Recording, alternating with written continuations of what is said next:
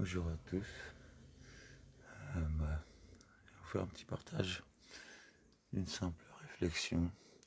Ce sera essentiellement pour les couples dits chrétiens et, et aussi pour les couples, on va dire, qui ne sont pas dans la confession chrétienne. En fait, encore une fois, c'est pour rappeler les valeurs en fait, les valeurs d'amour. Et en fait, ce qui est malheureux, je dis pas que ce que je vais parler va être pour le cas de tous, mais c'est à se poser la question en fait. C'est que quand on a envie d'aimer, parce que c'est une envie, c'est pas un désir, quand on a envie d'aimer quelqu'un, en tout cas pour nous les chrétiens, la parole nous demande de nous donner comme Jésus s'est donné à notre compagne, pour nous les hommes, et de même les femmes pour leur mari.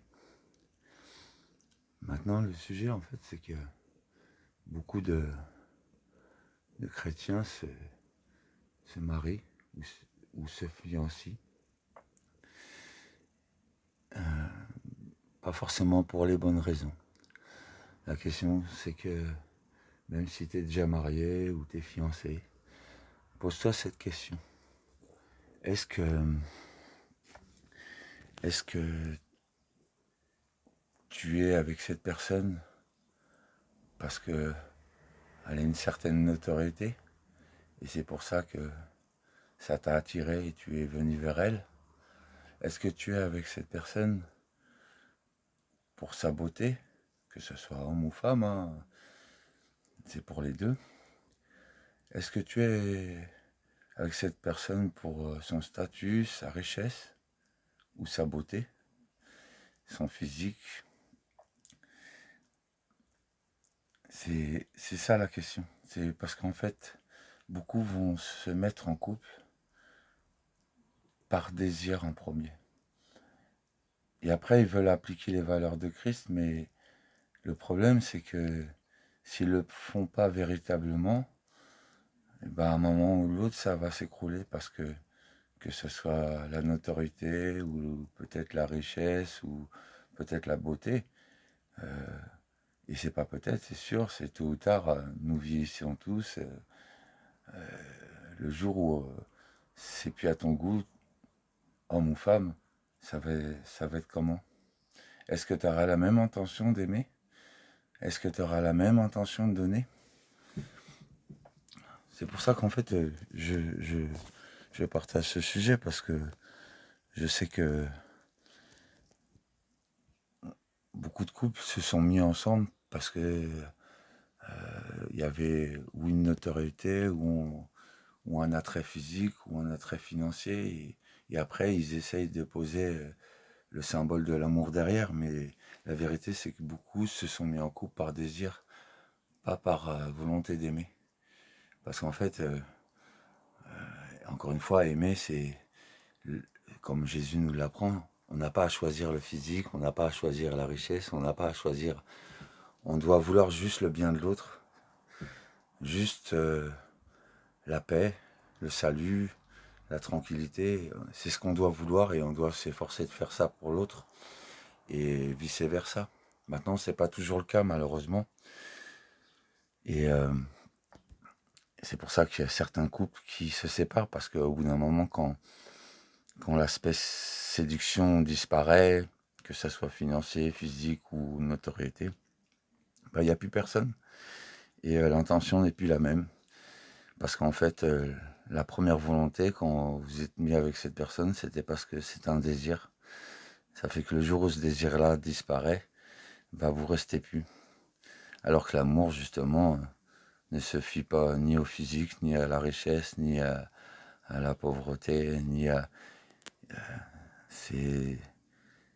L'amour doit être ouvert et fermé à aucune aucune propagande sectaire, que ce soit financière, physique. L'amour de Jésus, il a été donné pour tous, même pour le plus pauvre, même pour celui que tu dis qui est moche, même pour celle que tu dis qu'elle est moche, ou même pour celui que tu dis qu'il n'est pas dans les valeurs de ce Jésus que tu dis prêcher. Et en fait, malheureusement, il y a beaucoup de couples qui vont se mettre ensemble par désir et tôt ou tard, vu que ça n'aurait pas été en premier avec les valeurs de Christ, le vrai amour de Christ qui veut d'abord se mettre avec la personne parce que tu as envie de la rendre heureuse. Est-ce que s'il est pas beau à ton goût, tu vas vouloir la rendre heureuse comme là s'il est beau à ton goût? Est-ce que si elle n'est pas belle à ton goût, est-ce que tu vas vouloir la rendre heureuse comme si elle était aussi belle? Donc c'est ça la question. Posez-vous ces sincères questions, ne vous mentez pas à vous-même. Cherche pas à détruire des couples, mais à vous poser des vraies questions. Pourquoi vous vous êtes mis ensemble et pour quelles raisons? Parce que le jour où ces choses qui ont été des aspects séducteurs disparaîtront, vous ne serez plus là à vouloir aimer de la même intensité. Alors que Jésus, encore une fois, ne nous appelle pas à aimer de cette manière-là. On a détourné beaucoup les valeurs de l'amour. Bien sûr, Dieu peut mettre des gens ensemble de, de diverses façons. Mais la vérité, c'est que l'amour de Christ, c'est vouloir donner, c'est vouloir protéger. C'est pas chercher à attendre.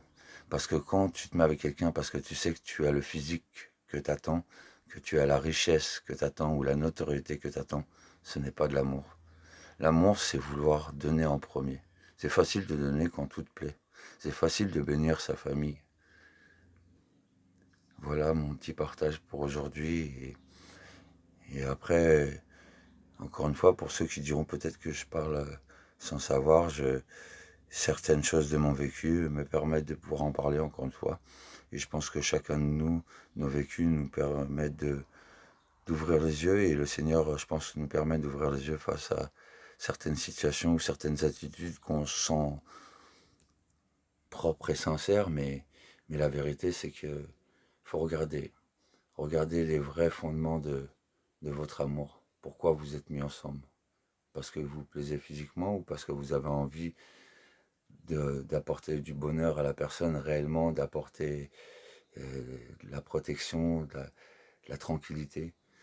Ou est-ce que c'était la première chose qui vous a attiré, c'était sa richesse, son succès ou sa notoriété ou son physique? C'est ça la question. En tout cas, passez une très bonne journée quand même et que le Seigneur vous conduise avec sagesse, avec humilité, pour chacun de nous, on puisse voir les choses et pas se mentir. Passez une très belle journée. Soyez bénis.